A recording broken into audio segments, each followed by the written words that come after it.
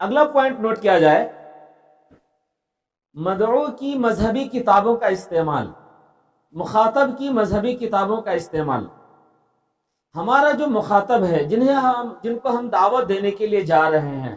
وہ جن کتابوں سے عقیدت رکھتے ہیں، محبت رکھتے ہیں، انہوں نے جس کتاب کو مذہبی کتاب مان لیا ہے،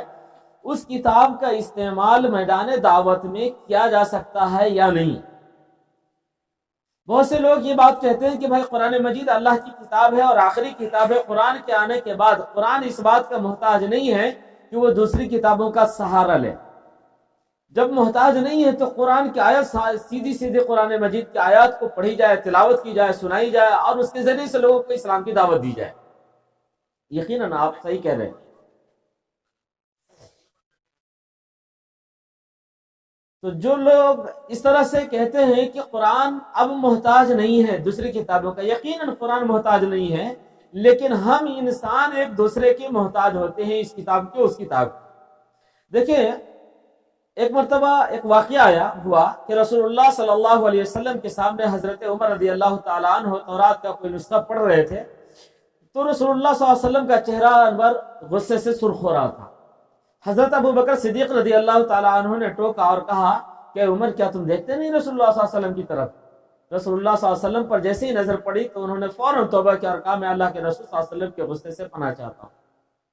تو آپ صلی اللہ علیہ وسلم کا سن کر کے غصہ فرمانا دلیل ہے اس بات کی کہ قرآن مجید کے علاوہ دوسری کتابوں کا استعمال قطعاً درست نہیں ہے، جائز نہیں ہے، نہیں کرنا چاہیے۔ اسی واقعے کو لے کر کے اسی واقعے کی بنیاد پر یہ سوال کیا جاتا ہے۔ جواب کا حاصل یہ ہے کہ جس وقت رسول اللہ صلی اللہ علیہ وسلم کے سامنے حضرت عمر رضی اللہ تعالیٰ عنہ نسخہ تورات کا پڑھ رہے تھے، اس وقت ہجرت کے بعد وہ ابتدائی زمانہ تھا جب رسول اللہ صلی اللہ علیہ وسلم نے اہل کتاب کے ساتھ مواخات قائم کیا، ایک دوسرے کے یہاں آ رہے تھے، جا رہے تھے، اور اس وقت من جانب اللہ شریعت کے امور کا نزول بھی ہو رہا تھا۔ تو اللہ کے نبی صلی اللہ علیہ وسلم نے اس لیے غصہ فرمایا کہ کہیں ایسا نہ ہو کہ شرعی امور اور مسائل جو یہاں نازل ہو رہے ہیں وہ خلط ملط نہ ہو جائے میرے صحابہ سے۔ اس وجہ سے رسول اللہ صلی اللہ علیہ وسلم نے منع فرمایا، غصے کا اظہار فرمایا اور کہا کہ اگر موسیٰ بھی زندہ ہوتے تو میری اتباع کرتے۔ لیکن جب صحابہ میں صلاحیت پیدا ہو گئی فرق پیدا کرنے کی، تو اللہ کے نبی صلی اللہ علیہ وسلم نے عام اجازت دے دی اور فرمایا حدثوا عن بنی اسرائیل ولا حرج،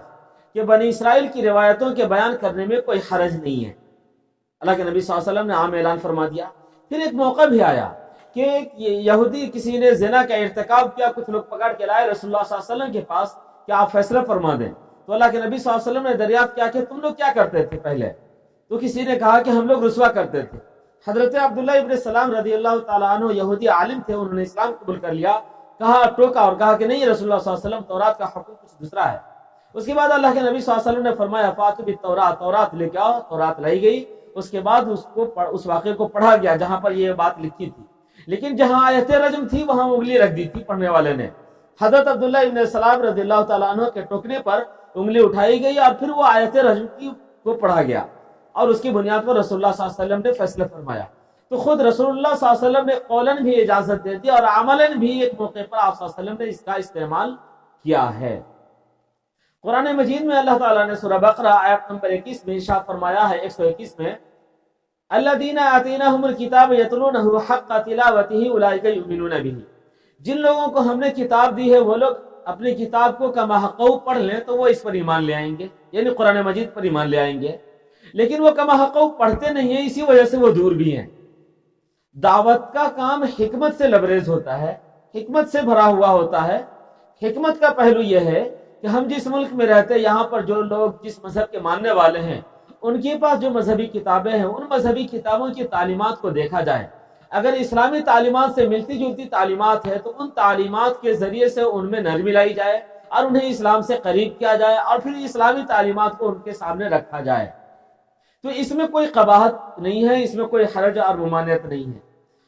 فطری طور پر بھی اگر میں آپ میں سے کسی سے کہوں کہ یہ میرے والد صاحب ہیں، میرے والد صاحب کے سر میں بہت درد ہے، یہ تیل کی بوتل ہے، آپ اٹھیے اور میرے والد صاحب کے سر میں تیل لگائیے اور ان کی مالش کیجیے، تو آپ کا جواب کیا ہوگا کہ مولانا صاحب یہ آپ کے والد صاحب ہیں تو یہ مالش تو آپ کو کرنی ہے، آپ مجھے کیوں کہتے ہیں؟ لیکن اگر ہم دیکھیں کہ آپ اپنے والد صاحب کے سامنے بیٹھے ہیں اور آپ کے والد صاحب تڑپ رہے ہیں، اور اب ہم کہتے ہیں کہ بھائی آپ کیسے نالائق بچے ہیں، آپ کے والد صاحب آپ کے سامنے بیٹھے ہیں اور وہ درد کے مارے درد کے مارے وہ بے چین ہو رہے ہیں، اور آپ آرام سے بیٹھے ہیں۔ آپ کو تو کرنا یہ چاہیے، اٹھنا قرار ہو جانا چاہیے، آپ کے والد صاحب کے سر کی مالش کرنی چاہیے، ان کا سر دبانا چاہیے، ایک دم للکار کر کے بولا جا سکتا ہے۔ تو اس دونوں کیفیت کو ذرا غور کیجئے۔ اگر ہم یہ کہتے ہیں، جیسا کہ ہمارے ہندو برادران میں یہ نظریہ ہے کہ قرآن مسلمانوں کی مذہبی کتاب ہے، اگر ہم ان کے سامنے کہیں کہ قرآن کی یہ تعلیمات ہے، یہ میرے لیے بھی ضروری ہے، آپ کے لیے بھی ضروری ہے، آپ بھی مانیے، تو ان کا جواب سیدھا سیدھا یہ ہوگا کہ قرآن ٹھیک ہے مذہبی کتاب ہے، مگر یہ آپ کے لیے ہے، آپ مانیے، مجھے مت کہیے، میرے پاس جو مذہبی کتاب ہے میں اس کو مانتا ہوں۔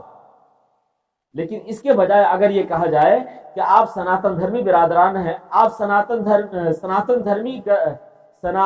دھارمک گرنتھ میں یہ بات آئی ہے کہ جو سا بھی کام کرنا ہے ایسے کرنا ہے، جس بات کو بھی ماننا ہے ایسے ماننا ہے، اور اس بات کو ایسے ماننا ہے۔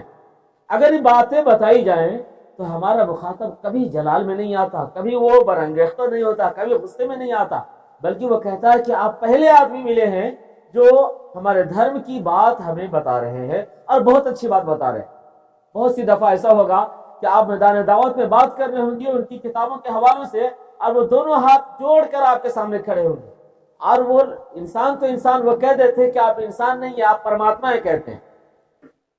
غرض یہ ہے کہ میدان دعوت میں دعوت کی حکمتوں میں سے یہ ہے کہ ہمارا مخاطب اور مدعو جن کتابوں کو مانتا ہے ان کی کتابوں کا استعمال کیا جا سکتا ہے، اس میں کوئی حرج کی بات نہیں ہے۔ اگلا پوائنٹ نوٹ کیا جائے، مثبت دعوت۔